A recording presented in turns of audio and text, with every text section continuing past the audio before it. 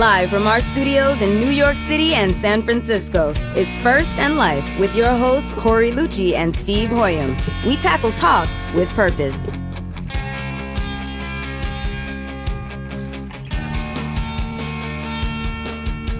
And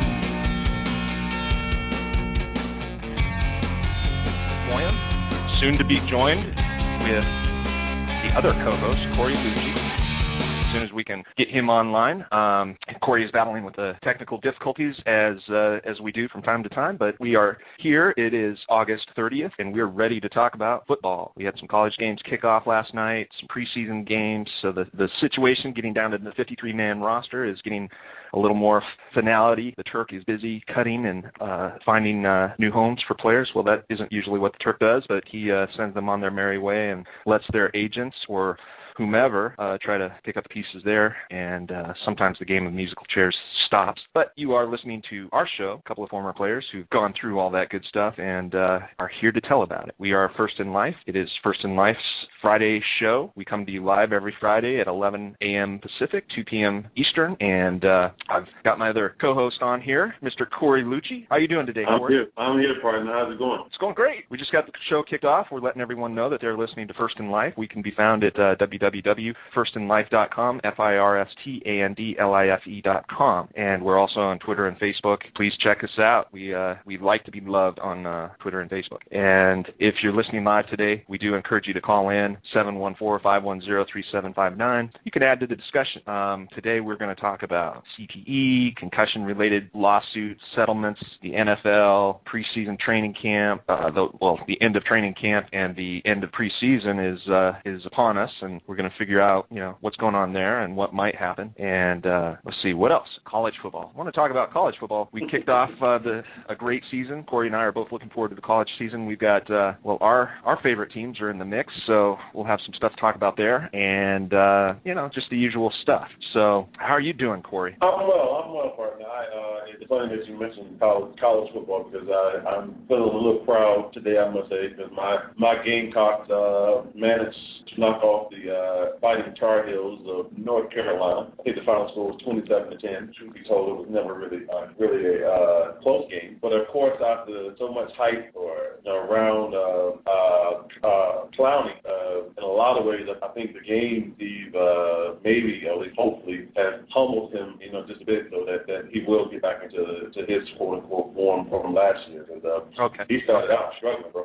Yeah, well, and it was kind of quiet night for him. I didn't watch the game, but I did see one video clip in particular that was a little bit scary for me, as a guy that's had knee injuries before. Did you see that chop block? Yeah, I did. Where the offensive lineman came, and it was clear it was late, and it was unnecessary, totally out of the rules of football, and it was really unfortunate. Absolutely. But thank God he didn't get hurt. Exactly. I mean, it took my breath away. I watched that video over and over again, and even after watching it 10 times, I was still like, oh my gosh, how did this guy not get hurt? And that to me is a testament to his athletic ability, but just a bad decision making on that offensive lineman. Sometimes in the heat of the game, and if you are going against a player like Clowney, you're just in this world of I'm going to look for my opportunities. I'm going to do whatever I can, and sometimes your brain and your body don't speak as quickly as everyone would like, or at least at the speed of the game. But that was clearly a bad decision. I mean, there had to have been at least a moment of thought and said, okay, is this a block to protect the quarterback, or is this my opportunity to make this player feel me, so to speak? And right. In this, it doesn't matter if it's football today with all the concern we have about injuries to the head, to the knees, and everything else, and the money involved with that, or football of 30, 40, 50 years ago. Those are just not the kind of blocks that an offensive lineman should throw ever. Should be. And I hated cut blocks. And there's a way to throw those blocks without injuring players, but that has to be coached and practiced and everything else. And I was able to get through most of my career without using that as a staple blocking convention for myself. But some guys could do it and do it well. So I'll just never forget Tom Bresnahan just talking about rolling, dropping and rolling. What do you think about cut block, Corey? Obviously, obviously I'm not a fan of it because you are talking about in the guy's career. I'm not going to tell you that I've never thrown one, and I see what probably happened is in the heat of the moment, the offensive lineman and Clowney have been jawing back and forth all night. And I guess the lineman just got caught up in the heat of the moment. You know what? I'm gonna take him out. And not to name names, we played with a couple guys that would get frustrated and be like, you know what, set him up and I'm gonna come and chop him or whatever. And obviously they never succeeded with it, at least not to the point of actually injuring someone. But it is what it is. Yeah, it is what it is.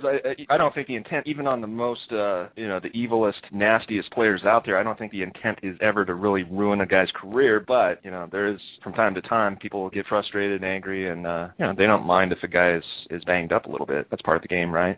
Well, I was going to say, I think probably is more or less sending the guy a message. You keep coming this way, I'm gonna chop you, whatever. Yeah. But I'll tell you, every time I threw a block downfield like that, at 6'8", 300 and some pounds, throwing yourself onto the turf and rolling, I'm more hurt than the guy that I was trying to block, even if I was successful. Now, you're actually speaking my language. I didn't feel like hitting the ground. Exactly. We got a long way to fall. Through a top, I'm like, oh my God, it's a long way down. And then of course you got to hop up. Yeah. Sometimes it's just easier to say, hey, I'll get you next time, buddy. Okay, well, so folks, you're listening to First in Life. A couple of guys that played the game. We're talking about football. Football is in the air. Football kicked off last night. South Carolina beat North Carolina. Congratulations, buddy. That's a big win for your school, big win for the program. I know that there was some hype. They tried to hype this thing up a little bit more than, a number 6 team going across. But, hey, compared to some of the teams that these other college teams are facing, North Carolina is a legitimate opponent. Yeah, and I agree. To kick off with them in the weather, the game was delayed because of weather, right? Yeah, actually, I think the last 8 minutes of the ball game, they had to go inside for like 15 minutes. Man, it was both lightning now. Now you want to talk about being hard on a player. Can you imagine you've been running around for almost an hour, and then they come in and say, all right, we're going to stop the game? Yeah. That's hard. I mean, that's tough. And, it's kind of like the Super Bowl, right, where they had to delay the Super Bowl, and that kind of let the 49ers regroup and come back. Otherwise, I think that the Ravens would have run away with that game had it not been delayed. But, I mean, it just kills all the momentum. It kills, it's tough to settle down and then try to get back up and do that. Hey, we've got a caller on from the 585 area code. I'd like to get them on. So, before we get too deep into anything, how do you feel about that, Corey? Sure. Very well. You ready? Let's see what this caller has to say. Caller, you're hello. Welcome. You know what? You may call me crazy, but what do you think about Buffalo beating Ohio State? Well, what do we got on there? Who's buzzing? No, what do you think? Buffalo beating Ohio State. Is that your upset pick of the week? That is my upset pick. Do you know the line on that game? Not right offhand. What is the line? I'm not sure. I was going to ask you because I'm from around 3 or 4 touchdowns. Yeah, probably. I'm from around that area, and this watch, I think it's going to be an upset. Okay. Well, what other things make you think that? So, where are you from? Are you from the Buffalo area? I'm from I'm about half hour from Buffalo. Okay. So, whereabouts? Corey and I both played in Buffalo. So. What do you mean? Like where by there? No, we lived in North Park. City. What's the name of the town? What's the name of the town that you live in? Okay. We know Rochester very well. What I will tell you is this: I haven't followed Buffalo during the off season. I have followed Ohio State, and I wishful thinking, but all I can tell you, I'm not a betting man, but I'm willing to bet you is UB lined up with Ohio State 30 times in 30 games, you're gonna come out with the same result. It's just too much talent, too much speed. I'm sure that their starters will probably play and honestly do very, very well. But where you'll see the drop off at is when the backups come in, and there's just no way you can. I mean, see, you tell me you think I'm wrong. I don't think you can truly compete with that. Absolutely. Yeah, that's probably true. I just looked at the line of the game, and the line is 35 points. Okay. I really think I think it's crazy, but I really think that they have a chance. Go ahead.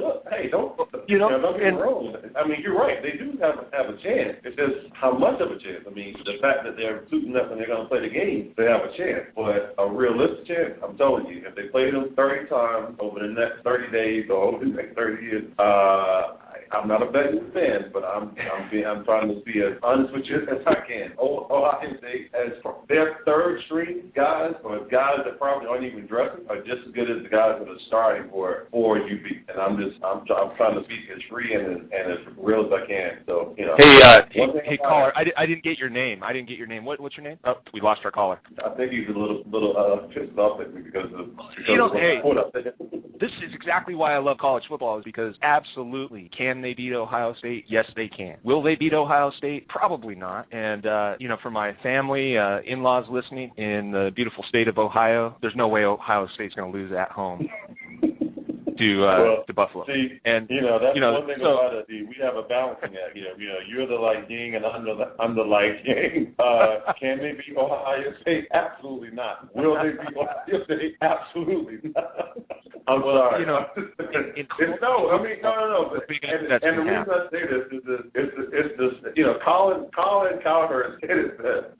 When it comes around to the bowl time and bowl season, and a lot of these people are upset because their team, whether it be a Division II school, finish the season undefeated, and they really truly believe that they can go out and compete with some of these bigger schools, and it's not realistic. Well, yeah, it's not realistic, but you know what? That's the beauty of college. Is you can believe it. You can tell yourself, hey, no one beat our team. Just like the Ohio State guys last year, they didn't go to a bowl game. They couldn't play in a bowl game, right? But no one beat them, and they'll be able to carry that with them as a badge of honor to the day they die. But every reunion, they're going to show up and they're going to say, hey, we were the undefeated Ohio State team from 2012. You're right. And no one could take that away from them. And that's I'm okay with that. I loved it remember back in the day when you would get split national championships, you get your AP national champion, your coaches champion, and there'd be all the arguing back and forth. But at the end of the day, you had not one but two schools that were pretty happy with how they performed. Well, that's how, believe it or not, that's how Georgia Tech won. I think it was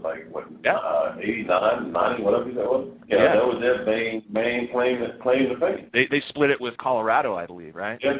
Yeah. So and we actually played against that Colorado team that year, and we almost beat Colorado that year at Colorado, and it was a building year for us, but we knew at that moment, because Colorado was the top 5 team at least at that moment. I don't know if they were number 1 but they were a top 5 team and didn't lose, but they almost lost for a touchdown that was kind of let's put it this way. If they had the replay that they do now, Colorado would not have beaten us that day. And they, if memory serves from that year, and this is how well my memory is working for 20 years ago or whatever, Colorado had an extra down against Missouri that season. And that was controversial, right? Hey, if you get 5 down. No, you're right. So, you're absolutely right. Now they stated that's when they had Eric Bieniemy as the running back. Cordell Stewart was the quarterback, or was it Sal? It was either Cordell Stewart or the guy named Sal something. It was Sal Aness, or right. He ended up having a baby with Coach McCartney's daughter. Yeah. So that was a big thing, and then he ended up unfortunately passing away. Yeah. Wow. Yeah. That was a wild era in college football. I'll tell you what. That conference. What was it? The Big 8: Oklahoma, Nebraska, Colorado. There were a few others, in there too. But those guys had they were the SEC of college football back then. With a few others, there was Florida State was having a time in the sun, and Notre Dame was also a force to be reckoned with. But you had the Big 8, and then it was Miami, Florida State, or Notre Dame, and one of those three plus a Big 8 school would usually be playing for a national championship in the Orange Bowl. Right. And that's how college football was in the late 80s, early 90s. Now today, we've got a BCS system in place, and so I can't wait to go over our college picks for this week. You and I are going to run down the top 25, and so we've already talked about number 2 Ohio State beating the Buffalo. What is it? The Buffalo Bulls? No, they're the Bisons. Oh, okay. Well, the Bulls, Bisons, or whatever, same thing. Okay. Yeah. Which unfortunately for Buffalo is an away game at Ohio State. So yeah, I think Ohio State's going to get their 35 points in this game, no problem. But I'll tell you what, Ohio State fans are hungry to see their team take the field and start marching towards that national championship game next year. And this is it's exciting times. So we're going to talk about college football towards the end of our show. Let's save the picks and prognostication for the latter half. I do want to talk about the concussion injury settlement that kind of came through yesterday. So speaking of CTE and concussions and all the things that we've talked about before several times on this show, the big news yesterday was that the NFL had signed or settled one of the major lawsuits in this case. So, Corey, what are your thoughts about that and where we're headed? Steve, I don't want to say too little, too late, because that's probably a bad attitude buster. But what I would say is that while there's been great progress made, keep in mind what people need to also factor is that this was just approved by the mediator, so it's not necessarily settled, because now they have to take it back and it has to be voted on amongst the people that were a part of the class action suit. That being said, it's still one of those situations where at the end of the end, I think it's like close to $1 billion, but it's like a drop in the hat, because if you look at it, they're going to spread these payments out really over the next 15 years. Right. So nobody's really factoring in what will the cost of healthcare be, say, 10 years from now or 15 years from now. I would have liked to see something set up that just said, okay, you know what, there will be a set cost of living adjustment, meaning every time guys premiums go up or it costs you more to cover, then something kicks in. So again, I don't know enough about it yet. I've been privy to reading some things. I'm going to actually meet with a training group tomorrow that's going to shed some light on it, because they'll be again polling the vote. And obviously we have to see. I'll say this much for guys like yourself and myself. We're 40 plus, so yeah, the money hopefully will be around. But you got to be back to, all right, what if all the guys that are 70, 60s, and in their 50s now have a certain like rush on these claims? I promise you, bro, that money will be gone. Well, and if that money is gone for us, so be it. But I agree with you that the whole thing seems like it's a little bit hastily contrived to kind of sweep this thing under the rug for the season. Get this thing kicked off and try to get that to die off, at least for now. They don't want to tarnish the luster of the NFL going into this big 2013-2014 season. But there is, this needs to have a lot more fact and studying done. I agree with that. Not as a delay tactic, but this should be just kind of the first piece of a larger settlement, because, like you said, we just don't know what we don't know. I mean, the guys that played the game, they are studying brains. Hopefully, the guys that are 60, 70 years old or will be in the next 10 years, as they pass away, hopefully they're donating their brains so that they can be studied and examined. But the concerning thing is, we talked about this a couple weeks ago. You had a guy that played quarterback at a Division II school, went on to the NFL, had almost no snaps in the NFL, had a brief NFL career, and then went on, and then died under less than normal circumstances. And they did an autopsy, sampled his brain, they found CTE, and that's got to be that's just got to send a shockwave throughout the whole sport, because here's a guy playing a position that is not notorious for having guys get CTE. And then I say that, and as I say that, I you got guys like Jim McMahon and others that are suffering from head injuries, and they played quarterback. But clearly, you've got positions out there that in college and high school are there's a lot more helmet contact, and these guys are going to be suffering and are suffering, and the money is not going to pay for everything, but it's going to be some ray of hope that hopefully they can find a way to live with this problem and function at the highest level possible. So that's right now the biggest problem is there's a lot of fear and uncertainty and doubt on both sides, and to rush to any sort of a binding agreement at this stage in the game is premature. Right. But that being said, start getting the money flowing, start doing the research, start doing the things that need to happen. First things first. And there's a whole era of football players that deserve justice, not just for CTE, but for a lot of other things too, because these guys were ripped off, frankly. And then it's only now a player entering the league today is probably in the best position to get treated as a real entity, human being. Go ahead. No, I'll say this: Keith Olbermann of ESPN now, formerly I guess he was on Fox for a minute, or I'm sorry, not Fox. MSNBC or something like that. Yeah. Yeah. Excuse me. He kind of summed it up best, man. He showed a clip of a guy that played for the Giants like 20 years ago, and his whole thing was, while he applauds the NFL and the owners and the PA, whatever, for trying to finally come together, he just felt like it was too little, too late.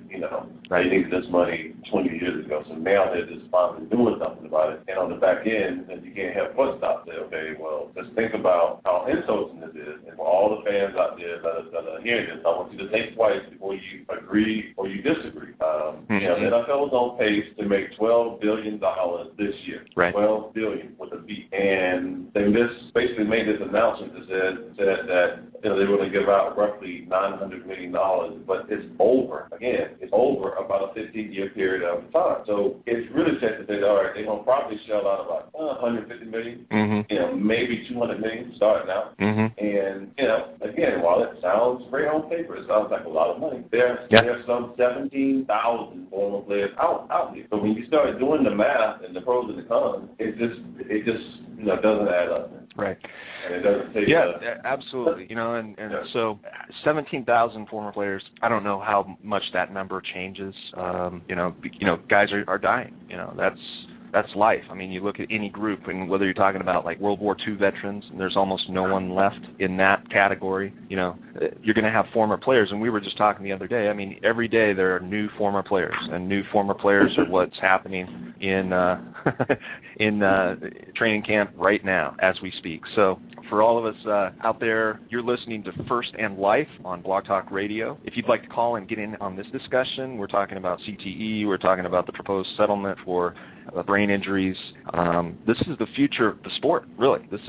We're talking about future former players, we're talking about current players, we're talking about former players, we're talking about the league, we're talking about billions of dollars with enough power to get ESPN to back away and enough fear and to start giving away money, what looks like a lot of money, but you're right, Corey.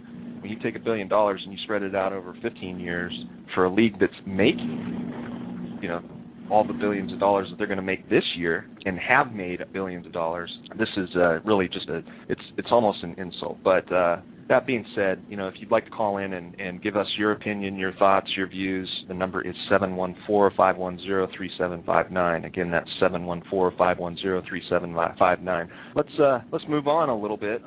We were talking about training camp and some of the cuts. Tim Tebow had his outing last night. Some people are saying it might be his last ever in an NFL uniform. Some people are saying not so fast. He deserves a spot. What do you think, Corey? I think you know where I stand on this one, partner. I think he should come on and join us in the broadcast group personally.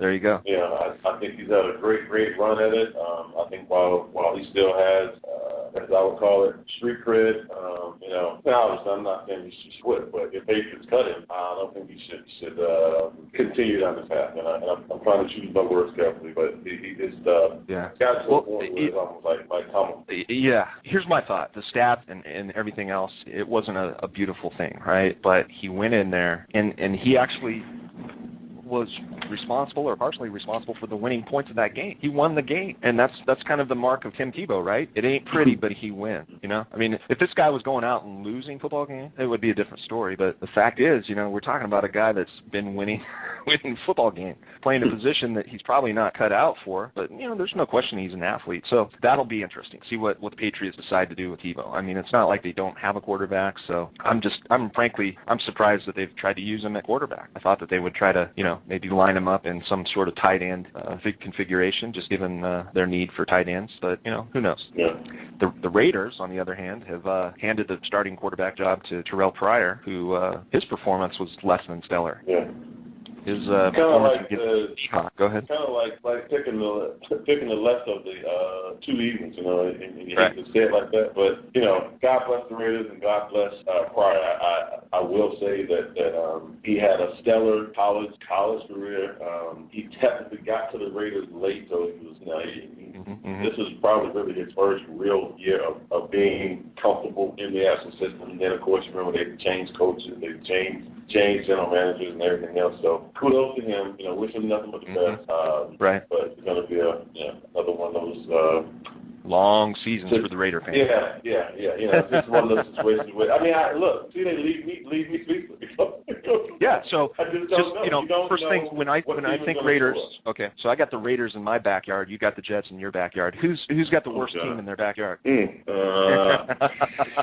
that make you go, That's a tough call. I mean, I'd be surprised if the Jets win more than 3 games this year. So, I'm a big Jets hater right now. And, I say hate with a very loving way. The most hate that I can have for a football team in the NFL has to go to the Jets. And the Raiders they've had that spot for too long in my heart. So I've been just itching to find another team, and I know there's a lot of teams out there that are battling for that low spot in my heart. The Jets they're winning it right now, baby. Who else is in there? The Jacksonville Jaguars. They are making a run for the worst team in the NFL. Hey, that's where Tebow should have gone. He's got a spot. See, Tebow, he's got to make a round. He's got to at least go to the Raiders or the Jaguars before he's done. To hang it up on an organization like the Patriots is probably not the best way for him to go out. So we'll see. He hasn't been cut yet. Are you expecting him to be cut? No, I'm not gonna say that because I don't want to make him anyone. I don't expect him to be cut, frankly. Yeah. So, but speaking of cuts, what are some of the surprises or expectations that you have for out there in the league right now? I mean, do you see anything that's going to raise eyebrows or surprise anybody as far as just the regular cuts getting down to the 53-man roster? Yeah, I can't say, Steve, because most of the teams, believe it or not, did a fair share of house cleaning, if you will, during the offseason, leading up to this. Now, what I will say is that, and it won't be necessarily a cut that could surprise a lot of people, but it could end up being a medical situation, and that's what Kevin called quarterback for the Bills. He basically was their starting quarterback and got landed on. He got tackled, and you need him in his neck. So he suffered like his third or fourth, if I'm not mistaken, concussion. So they're talking about, essentially talking about him, having to retire. Now, you want to talk about a guy, and hear me, I know he'd trade every diamond of the contract he's actually made, just be healthy again and actually playing. So I'm not saying it like that. But what I am saying is, you want to talk about a guy that's just been snake bit. Oh my gosh, he leaves Philly with his record contract with the Cardinals, and he gets there and he can't move the team. Yeah. So. Well, I tell you what, and this might sound kind of weird, but I'm shooting from the hip here. To go out with a head injury, forced into retirement, if you will, with a head injury, is probably one of the better ways to go out right now. Just because, the reason I'm saying this is because that way your injury is at least the reason for your retirement and entitles you to more benefits than you would otherwise have. And it's really the head and brain injuries that are going to be the long-term drain on the players' retirements. Right. So hopefully this will help any individual that has to retire under those circumstances, that they'll, in addition to collecting whatever other benefits might be available, that they'll at least get, medical care and long-term care related to their service. Just another, follow-up on the NFL news here, just to wrap this up. A story that caught my attention, related to this whole Rolling Stones story on the Hernandez case. There was a report by Paul Solitarov, who was one of the authors on that Rolling Stone piece. Oh, okay. He's saying that there are other teams that are already interested in signing Aaron Hernandez because they're not expecting him to serve more than 4 years in prison. There's people that think he's going to get off. They think that he's been overcharged for the crime, for the evidence they have, and that at most he might just get a few years in prison, and will be out healthy and ready to go. That kind of turns my stomach, right? That we're even talking about Aaron Hernandez as a possible player. Well, I was just getting ready to say that I think it's a disservice to the league and the fans. And now, given I understand that in this country you're obviously innocent until proven guilty, but I just think the fact that he was involved, period, tells me that there was a poor lack of judgment and character and some other things too. Right. Absolutely. So, partner, we've got we've got just under 20 minutes left in today's show. I wanted to, start with this kickoff theme, talk about college football, because we've got a big college football weekend coming up. We've already had some college games go down. We talked about South Carolina, number 6 South Carolina, beating North Carolina 27-10. Now, the other top 25 game that was played last night was against Hawaii, USC, number 24 USC, the other USC, Southern California, goes down and beats the University of Hawaii 30-13 in there. And again, I did not watch that game. I don't know if you saw any of the highlights or anything, but it looks like USC dominated Hawaii defensively, and so clearly USC, number 24, going to Hawaii and beating Hawaii is a tough game. Doesn't matter who you are. That's a tough place to travel to and to play football at. And for them to walk away with a 30-13 win, hey, they're not a gimme game. People are going to have to take them seriously this year. That's my feel on it. They got something to prove. So we shall see. All right, tomorrow we've already made our predictions for number 2 Ohio State playing Buffalo. That game is not going to be close, so I'm not going to even try to predict score. Although if you are laying down a wager, go ahead and take points and take Ohio State. We're at 35-point favorite. The number 1 Alabama plays Virginia Tech, and they have to travel to Virginia Tech. Yeah, which actually should be a pretty good game. It'll be a great game, and clearly it's early. We haven't seen either one of these teams. Alabama's got to travel, so that's going to be a disadvantage somewhat. Virginia Tech, they got them at home. It's the number 1 team in the country. It's Alabama. It's an SEC team. It's got all the making of I was going to say an upset. I can't say upset, so I'm going to go with Alabama in this one. How about you? Well, needless to say, I'm going with Alabama. Right. Make no doubt about it. Right. So we needed to get Cornelius and Bruce Smith on this show to see if they had any predictions on this. But I'm guessing that Cornelius Bennett would pick Alabama, and that I don't know about Bruce. He may pick Alabama too. I'm not going to put any words in his mouth. But, it would be tough to not pick Alabama in that matchup. The next game that we have on Saturday, that number 3 Oregon is hosting Nicholls State. Now this one's a joke. I don't even want to, as a member of the Big 12 Conference, I don't even know who Nicholls State is. Do you? No, I do not. So, rather than bash Nicholls State, I'm just going to say, Oregon's going to win this game. I mean, I'm embarrassed for Oregon for even scheduling these guys, but, it is what it is. Moving down the list, skipping number 4, Stanford, because they aren't playing this week. They get to stay home and watch all these other great games. Number 5, Georgia plays number 8, Clemson. Now we're talking some real football games here. This is going to be interesting. That's actually my game of the week. Yeah, absolutely. I want to be somewhere sitting in front of a television because, obviously me being from Greenville, South Carolina, Clemson was only about 20 to probably 25 minutes from my parents' house. And a lot of the Clemson fans were posted earlier that, they're the only team that has beaten 3 Southeast Conference schools in the past year, basically. And someone had give them a sort of friendly reminder that, no, they hadn't beat South Carolina. So that's right there. But, keep this thing going. And here it is. They're playing Georgia. And, it's going to be interesting. That's it. That is one game I'm actually afraid to pick. No, I was going to say, that's the one game I'm actually afraid to pick. Okay. Well, I know because, South Carolina, Clemson, that's a huge rivalry, right? But you're also a member of the SEC, so, you almost have to go against somebody to pick somebody in that one, right? Oh, without a doubt. So I'll pick for you.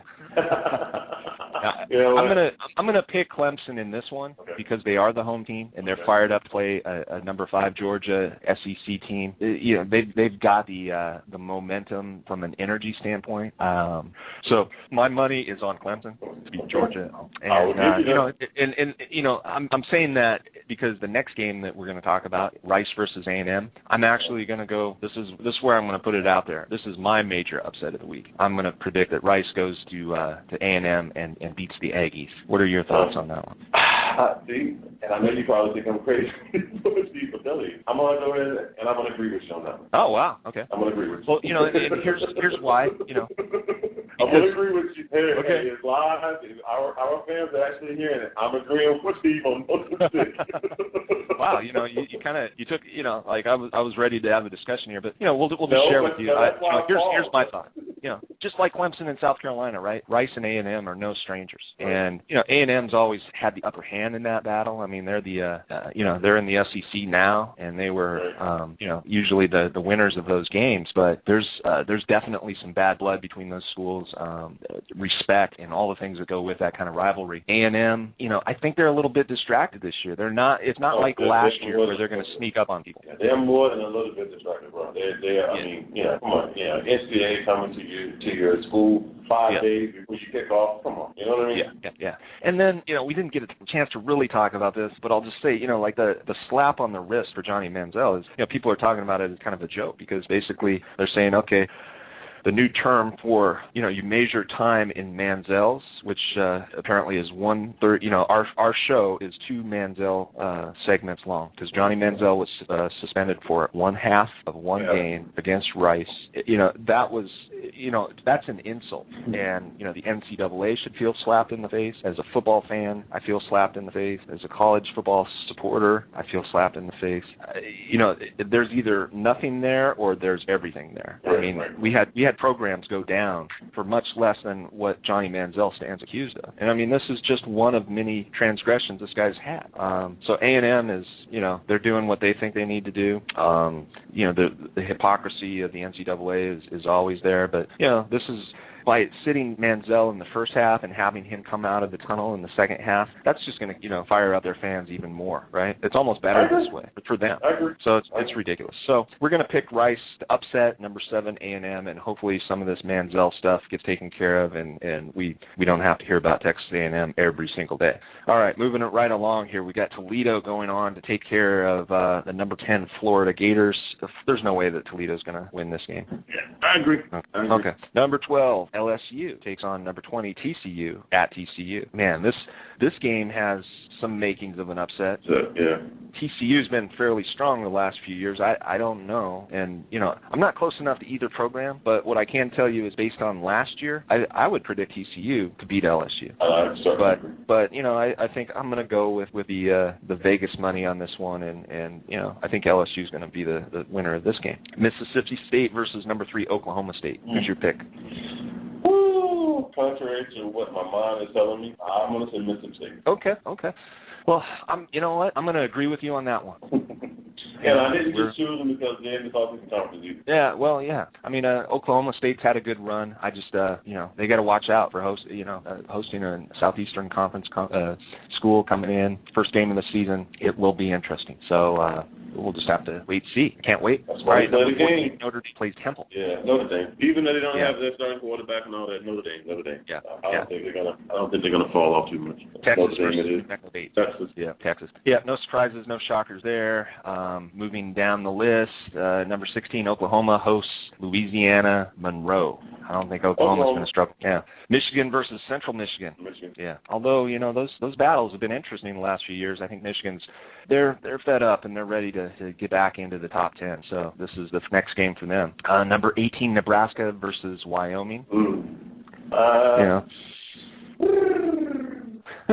No, I'm telling you, because, see, honestly, you know what it is? It's so early. I don't really like picking into outside seeing what teams did that, first week. And then you can kind of gauge, if the team goes out and they just put up a goose egg, or if it's one of those situations where they're like, well, you know what? They didn't win the game, but they played hard. They actually they were in the game versus just going out and just flat out, playing a daggone goose egg. Like, for instance, not to go back, whoever wins the Georgia game, Clemson game, if the game is close, I'm going to feel good about it. If it's a blowout, then I'm going to feel horrible because then it's like, well, wow, these were two teams that were ranked in the top 25, but should they even be there? So that's why I'm really having such a hard time picking right now because it is the first week technically, and you just don't know what you're going to get. And there's a lot of teams. I mean, you and I follow our teams. You know a bit about South Carolina. I know a bit about Stanford, and then that maybe spills out into the other conference opponents. But for the most part, where we sit right here, right now, we're just like every other fan. We're wondering, okay, who's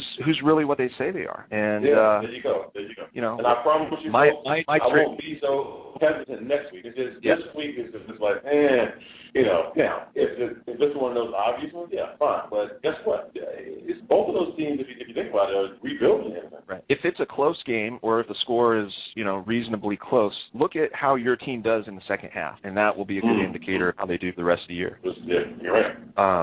If they're down at halftime and they come back, then your team's got some hope. If they come back and win, then they have what it takes to go on and at least play in a bowl game. If they they let it slip through their fingers, it's going to be a long season. So it'll be interesting once we get some more data, details, and facts lined up. We'll be able to see more.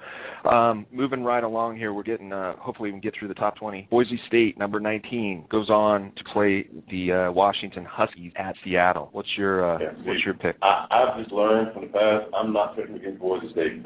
I'm sorry, but they all pull one out of the hat. I may be wrong, but Boise State. Yeah. Okay. Well, we are going to disagree on this one, and this will be another upset pick. Although this is an upset, this is not the Rice A&M level upset. This is more of the Clemson Georgia level upset.